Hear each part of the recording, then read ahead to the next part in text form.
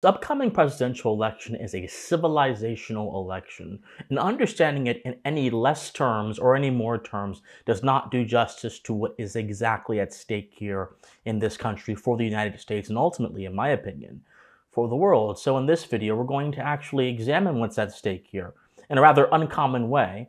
I'm going to offer my analysis and hopefully exhort all of you to take this as seriously as I'm taking it and to consider some things you may not have considered before. Before we get into that, my friends, hope you're doing well. I'm Christian Watson. Thank you so much for being here. If you enjoy political and social commentary with a philosophical bent, then I must implore you, please like, share, comment, subscribe, do whatever you can to help us get our channel successful, even if you disagree with me. My friends, my goal with these videos is to get you to think. And if I haven't gotten you to think, I've not done my job. If I've just parroted things that you've heard 10,000 people say, then I need to retire because I've not done my job. My goal is to get you to think and to consider our American civilization in a deeper way than you have before, and to consider ideas that you may not have considered before. So if this is something you want to continue to do, something you're interested in, I would encourage you again to like, share, comment, subscribe, do whatever you can. Thank you guys so much for being here. Now, please enjoy the video. So, as I mentioned in my intro, I said this is a civilizational election. And that sounds very broad, that sounds very significant, because it is. And the reason I'm analyzing it on this level is simply because I don't believe talking about tax policy or talking about a particular issue in isolation from the broader context of what is happening is actually going to help us understand what is exactly at stake in this election. Indeed, discussions about policy, and many people don't realize this, occur within the broader context, the broader political context established primarily by the nation that the conversation is happening in, and in the case of this nation, the United States, our civilization. So in order to understand these sort of downstream ideas, you must understand first their foundations. And so I'm saying this is a civilizational election because this election represents, I think, two very different visions about what America should be. Not just different policy visions, but different civilizational visions. And by the way, that is actually rather unique. Because if you go back through the past 5, 6, 7 elections, let's say, for example, Mitt Romney versus Barack Obama, they both looked different on paper. But ultimately, both Obama and Romney sought to keep America enslaved to the mythical notion of the international world order, which should, and in the opinions of some in The Hague and some in New York City in the United Nations building, should guide our foreign policy. Both of them supported some kind of welfarism. Both of them had many similar positions, many similar ethos rather, but they simply looked different on paper. Now, some people will say, well, Republicans and Democrats are all the same. They're just, two sides of the same coin. That's not inherently true. But oftentimes, when your vision is a reflection of the other person's, that tends to mean that you are part of a system that allows you to only go so far on either spectrum before it causes you to meet again in the middle. Well, this election is not like that at all. This election actually represents two very different ideas of what America should be. On Donald Trump's side, you have this sort of hearkening back to the foundational principles of Americanism. The entire slogan, "Make America Great Again," is oftentimes taken for granted by so many people. That single slogan contains so many different descriptors and activities and behaviors tied up in those few words. It is first a call to action. A call to action that is telling you this is a country that is worth saving and making great. But it's also a reference to the past. It's a reference to the past that suggests that there is a virtue in the history of the country. But it's also a statement about the character and the identity of America, saying that it, by its very nature, is great. So in that single slogan, those three things are evident: a call to the past, a recognition of character, and a call to action about the character of America. It is rooted firmly within the context of our nation. Kamala Harris's vision is unburdening us with what has been.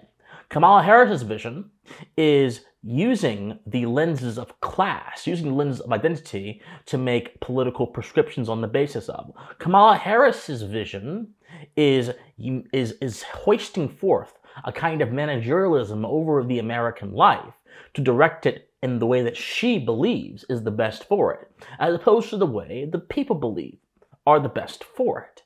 So these are two radically different visions of the country. But these two radically different visions also suggest two radically different worldviews. There are three domains, my friends, that I think a Harris presidency would be a troubling prospect for. And let me just be very clear. Even though I am supporting Donald Trump, that does not mean I agree with Donald Trump on every single thing. I don't. There are plenty of issues that I disagree with him on. But I agree with him on more issues than I disagree with him. And more important than any singular position out there in the ether, more important is his foundational ethos is pure and rooted in good old-fashioned Americanism, a desire to conserve what we still have and to restore what was lost. That overrides any policy disagreements, and that's why I'm happy to support him. But there are three domains that Kamala Harris' presidency would be very troubling for as it relates to our civilization and its health that I think is very important for us to focus on. The first domain is foreign policy. At the Democratic National Convention, Kamala Harris made it quite clear that she believes that NATO, the North Atlantic Treaty Organization, is an indispensable alliance that we should uphold and we should ensure survives. Now, the problem with this is that NATO is simply one piece of a very broad story, a very vivid picture that has been very negative for America. NATO is a single piece of the structure of what I mentioned before a few moments ago, the international world order. This idea that, as Boris Johnson said of Joe Biden's presidency, we must have a rules-based world order that is upheld by institutions that ensures order is instilled upon countries that are disorderly, and most importantly, ensures democracy flows across the world. This may seem very familiar, because what I just said to you is the slogan, is the mantra, is the doctrine of neoconservatism. But this doctrine of neoconservatism is so emblematic to institutions like the Atlantic Council, like NATO, like the United Nations, that it is almost not even a passing thought for them to mention it, because it is part of their dogma. So they won't even recognize it as ideological. They will simply recognize it as the ethos of what they're trying to do. But the problem is that this approach detaches American civilization from its concrete foundations, lifts it up into the air, metaphorically speaking, and makes it an amorphous, nameless, shapeless abstraction within the entire ecosystem of world nations that are also involved in the pursuit of this mythical international world order. In other words, this approach erodes America's national identity, it erodes America's national character, and erodes the idea of the nation itself, and makes us simply a subject to whatever those who maintain this idea of international order wish for us to do. This is for by the way, a good reason, a very, very good reason as to why Donald Trump was very strict on NATO during his first term, much to the chagrin of both neoconservatives and of internationalist leftists, because he said America is being ripped off by having to fund you. And what he was getting at there, he was getting at a symptom of the problem. Because if the problem was simply financial, then it wouldn't really be that big of a deal. It certainly would be a big deal. But America has had money problems in many different domains, and it's not to the level of a civilizational threat. It becomes, however, a civilizational threat, not only when America maintains the security of foreign lands, but when America's first and foremost objective is no longer the people of this country, but the people of Sweden, the people of Germany, the people of Britain, the people of whoever. And then there is a perverse interest that overtakes the proper system of values. Kamala Harris has vowed to continue that perverse habit of upholding the international order at all costs. And that is simply going to lead to more global instability. That is simply going to lead to more war, to more chaos. And that is simply going to lead, more fundamentally, to the erosion of the American nation and the further detachment of our civilization from our concrete roots. Whereas Donald Trump, even if he does keep us involved in some more international alliances, has made it very clear that his objective is America, and his policy will reflect that. And he's made it even clearer by attacking the notion of endless wars and speaking out against them profoundly, because the idea of an endless war, or rather mutual engagements in different parts of the country, and parts of the world rather, has been the linchpin of this international world order. And that's what I think makes it so destructive beyond its inherent toxic qualities to the preservation of the nation state. Another issue, I think that another domain that Kamala's presidency will be very concerning in is the domain of economics. America was founded upon a principle called the freedom property complex. Freedom-property complex. The freedom property complex is simply, it's a merger of two simultaneous ideas. Number one, the idea that self-governance also requires self-ownership. And self-ownership requires the ability not just to own things that you make, but to be able to apply your creative will to the world, convert that into something that is great, and then use that to further your self-governance. This is the basic idea of property rights. And then freedom being the end condition of a morally enlightened person. That is, the condition of someone that understands what their moral duties are, the condition of someone that understands what is necessary for society to flourish and to respect those things, and the condition of someone who understands that mutual respect is the great principle of all. That is what freedom is in totality. Freedom is not simply being free of chains. No. Freedom is what you get when you are a moral person already. And America is, of course, founded on that. So this merger of self-governance, moral responsibility, and freedom being a total moral responsibility is what founded America. It's what sent Lewis and Clark across the continent to put down pillars of civilization in different areas that were untamed or only tamed by tribes. It's what promoted, I think, the American spirit of ingenuity, and it has become characteristic with the American spirit of entrepreneurship, the freedom property complex. Kamala Harris is against this freedom property complex because Kamala Harris believes that it is the goal of the state, the government, to dictate the terms of economic relationships amongst citizens. And she says this explicitly by virtue of promoting the lie of price gouging, the idea that corporations take advantage of people when they raise prices during times of disaster or times of crisis. Well, first of all, the problem with price gouging as a moral statement, because she has vowed to ban it because it's evil, apparently. The problem with price gouging as a moral statement is that when it comes to emergencies, when it comes to crisis, you must evaluate them by different standards than you would general things.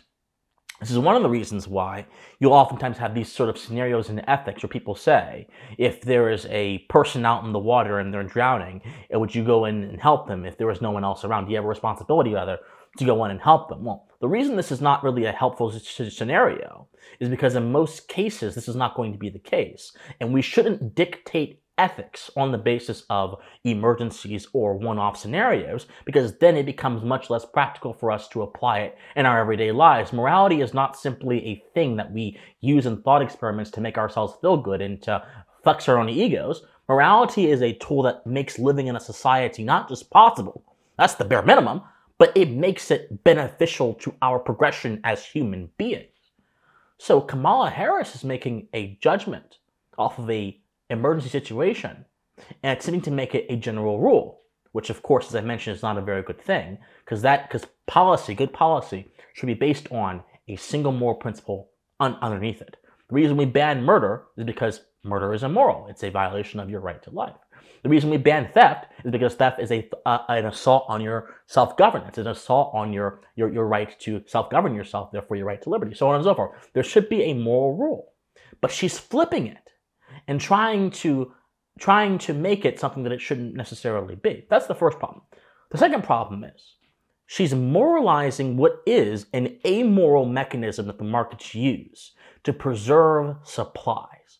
Price gouging simply is a way that the markets make sure defend themselves from panic buying and those who would seek to get all their products. And in that case, if that should happen, those who actually do need the products will not be able to actually get the products.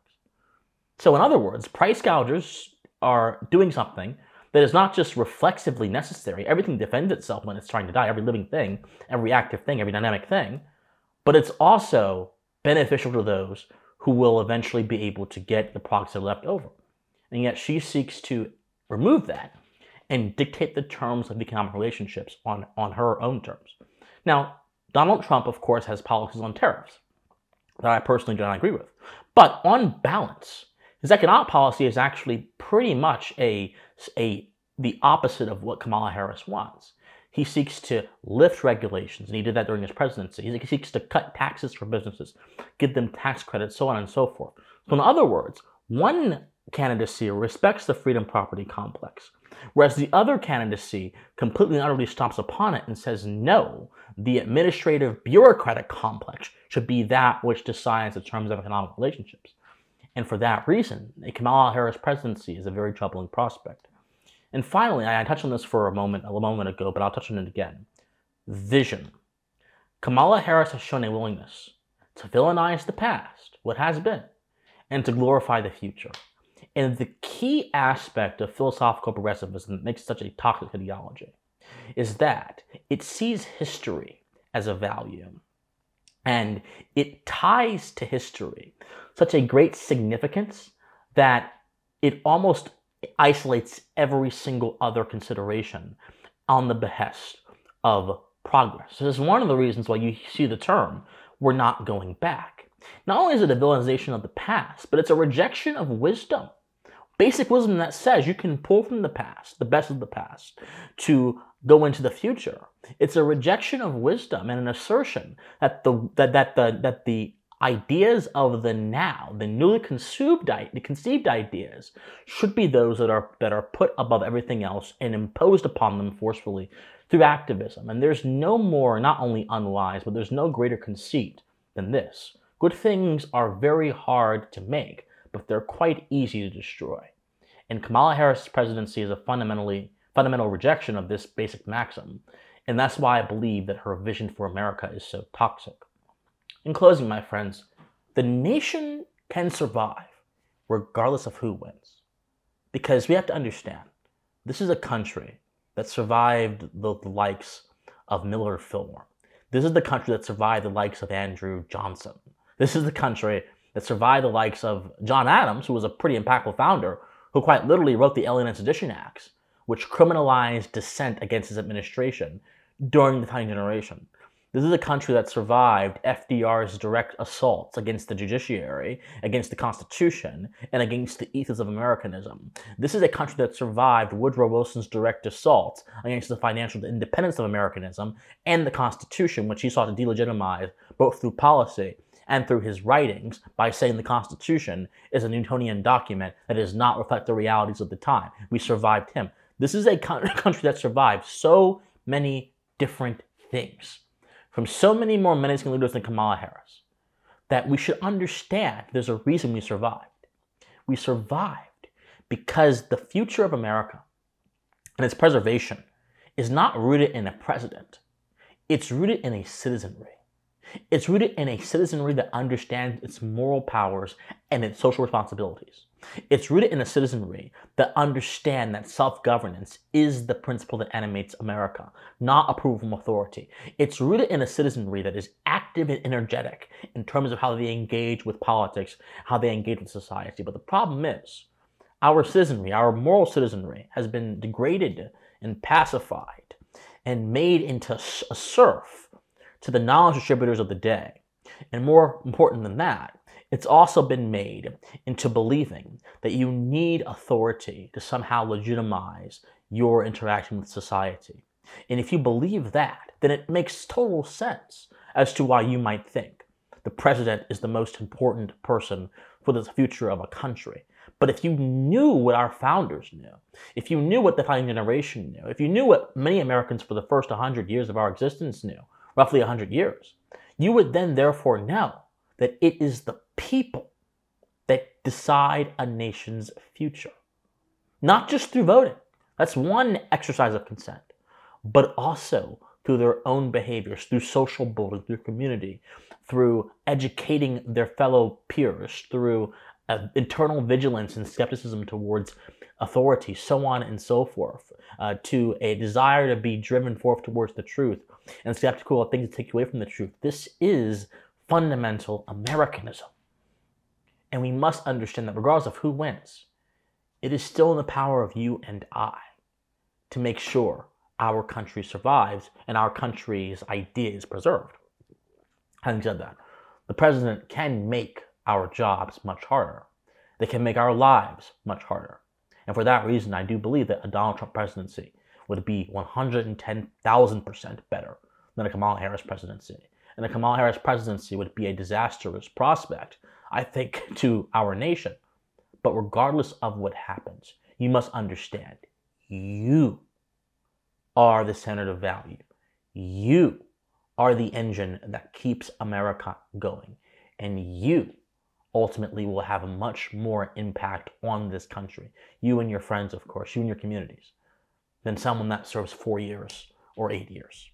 You must understand that. And when we understand that, we can put things into perspective, we can beat back the wiles of pessimism, and we can remind ourselves that even in the hardest times, the American spirit is one that illuminates the darkness, one that inspires the heart, and one that implies creativity to figuring out the most difficult situations, even in the hardest times.